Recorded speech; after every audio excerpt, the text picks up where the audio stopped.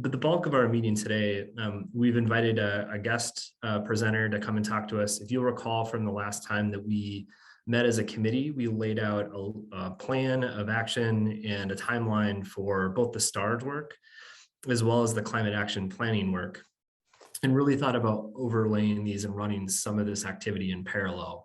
And in particular, if you recall, what we talked about doing, at least to get our climate action planning work going, is doing a series of informational presentations and discussions for the committee to help give all of you a common vocabulary and a common set of knowledge around climate change, climate action planning, greenhouse gas emissions, so you can feel well equipped to move forward with this particular part of the committee's work.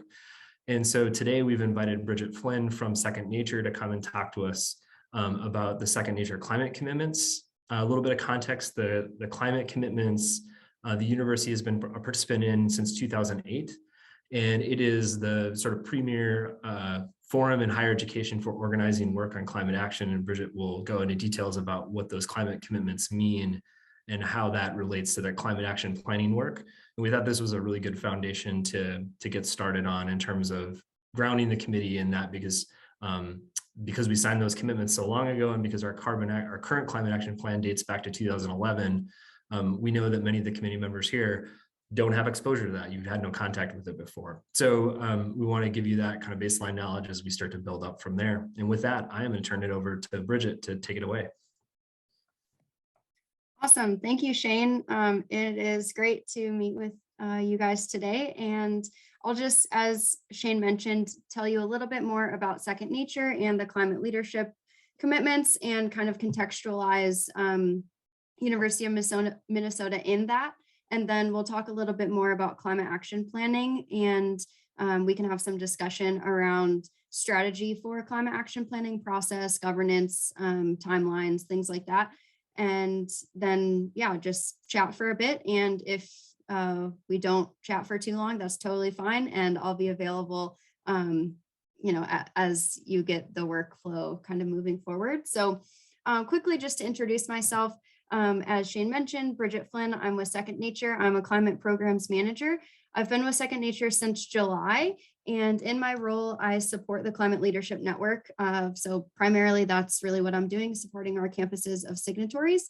So as part of that, I meet with campuses to understand basically progress updates, as well as barriers and successes, and use that information to support both individual campuses and the network as a whole. So really trying to, bridge the network so that we're overcoming barriers and sharing successes so that we can really move forward our collective progress as higher education institutions. And in that, I also work a little bit with our corporate and organizational partners, and we'll kind of talk about where that all fits in as far as Second Nature's work. But I'll also mention, previous to this position, I was with Oberlin College as a sustainability manager for 9 years. So I know what it's like to be doing this work on a campus, and definitely have a lot of empathy for you all, because it can be very difficult and there's always a lot going on. STARS is a big undertaking, so I applaud you for that.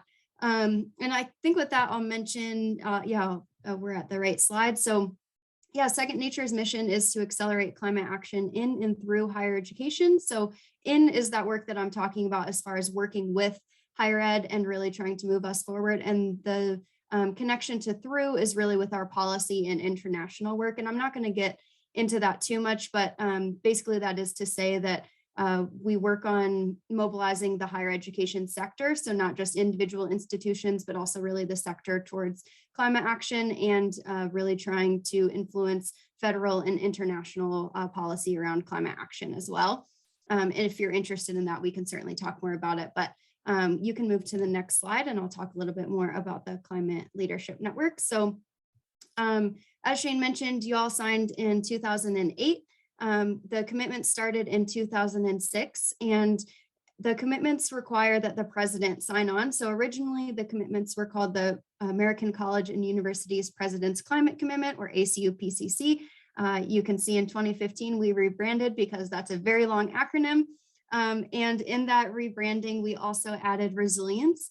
So the intention really with the commitments in 2006, the way I like to think about it, and actually, yeah, we can actually move on to the next slide. It helps probably visualize what I'm about to say a little bit better. So the carbon commitment is really about mitigating climate change. So, we know climate change is happening and we're trying to reduce emissions to mitigate it. And then the new commitment around resilience is really being more adaptable and in changing climate conditions and working with our local communities. So right now, you guys are just a signatory of the carbon commitment, but that is something you could consider into the future, is adding resilience, and that kind of carbon plus resilience is a climate commitment. So that's our little way to view that there.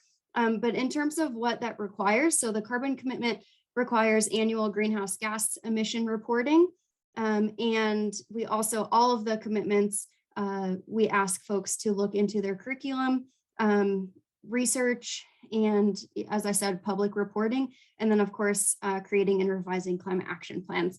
And that's, certainly what we're going to talk about more today. I will also mention in that timeline that UMN was the first from the Big Ten to join back in 2008. So you're kind of distinct in that regard. I went to a Big Ten school, so kind of cool that you guys took leadership in that way and are continuing with in what you're doing now. Yeah, we can move on to the next slide. I'm just going to contextualize this just a touch more. I think actually, oh, that's okay. So one other thing is that we've had nearly 900 signatories in the time of the commitments. Currently, we have about 400 active signatories. So that means that they're doing their reporting and making progress, basically. So just to, kind of contextualize a little bit further where folks are at, you can see here the carbon reduction. So we try to report on what folks are doing. So about 9 institutions have claimed carbon neutrality, and only a handful. This was back in 2000. That's that little tiny text in the bottom. Have made significant reductions, but we're hoping we're streamlining our reporting platform and hoping to get more signatories to be reporting consistently. So hopefully we've actually made better progress than this states, but I just wanted to celebrate that y'all have reached 50% reduction. And, based on the graph here, that is pretty exceptional as far as campus reduction reporting has gone. And you can move to the next slide. Just wanted to sort of show you where folks are at. So we have people, institutions all over the country, a few actually into Canada, and we're looking at expanding a few more internationally because, as Shane mentioned, we're really the premier kind of higher education climate progress organization and network. So there's some Canadian institutions already involved in another network of Canadian institutions who are interested, but this is really representing the United States here, and you can see we really have institutions all over the country, and most are carbon signatories. So just again to kind of connect to what you guys are doing, most are doing carbon right now, and as you can see, there's a good chunk doing also resilience and or both. And you can go ahead and move on again. And also wanted to just, again, kind of contextualize dates around carbon neutrality goals. So that's one of the other things around the carbon commitment is that we require the president to sign, and the institution has to pick a carbon neutrality date, but you can choose it for yourself. So you chose 2025, other schools have chosen other dates, everything from 2020 to 2050. We're trying to have people not go all the way out to 2100 based on the science. We know that we would like people to take action sooner than that. So as you can see here, there's a smattering of folks in their carbon neutrality dates, and we can go ahead and move on. Okay, so this is really what I wanted to spend most of our time on, is really climate action planning and how we go about that. So as I mentioned, the requirements for our carbon reporting is having the date and doing the annual greenhouse gas inventories, which Shane, I think, is going to talk about after this, and having a climate action plan. As we mentioned, you have one from 2011. So, it's about a decade old. And there's really not standard consensus around what is the best way to go about climate action planning. So I'm just going to talk about different things to consider and, for your group as you're moving forward. So some people try to make their climate action plan more of a living document that they update pretty regularly. Some people look at it more like a strategic plan that's 5 to 10 years into the future, sometimes even longer. I think 5 to 10 years is a good amount of time. With things changing so rapidly, it seems like kind of back in the day, folks were looking more into a 10-year time horizon, and now we're moving a little bit closer to 5 years. But again, that's totally up to you as far as how you want to do it. And then because you already have a plan, that's another thing that is, do you want to essentially write an entire new one, or do you want to just revise the one you have? And I think there's a lot of interesting questions around like what to keep and what not to keep that are worth really getting into. Other considerations are consultant versus in-house. It looks like in the past you guys did it yourself. A lot of institutions kind of farm these out to consultants, and some do them in-house. It's really, again, varies pretty widely, and there's pros and cons to doing both. And then kind of the last thing that I'll get into the considerations is really doing it more as a committee versus a campus. And that's, I think, where the kind of considerations come in as far as capacity, interest, how relevant is the climate action plan now as it was, in 2011? Have priorities changed, or are they still pretty similar? Are there, budgeting or other factors to keep in mind as far as both in-house and also using a consultant? And then also in terms of some of the strategies, maybe listing some as more feasible versus others, and how you want to prioritize those and represent them in the climate action plan. Do you have a presidential pledge to move some of these strategies forward? Will it be determined based on what you do? All those kind of things I think are good to think about in terms of your strategy for how to approach the plan. And then, of course, campus context.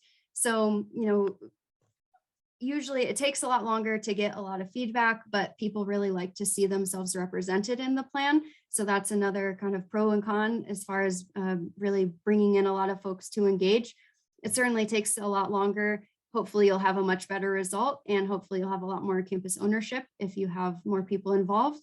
It really depends on the campus context on how people want to do that. Sometimes, president says, I'm ready to spend a bunch of money, so let's just finish the climate action plan and then I'll give you money for it. So maybe in that sense, it's better to just do it in 3 months by yourself, or with a very small committee, and not really go out to much of campus. Other folks spend, a year or two doing listening sessions and, having a million different working groups so that more folks can feel really involved. So I think that's kind of what I wanted to get into, just in terms of things to consider, but I'd really rather open it up if you have thoughts, or even if you just want to talk amongst yourselves around some of those things.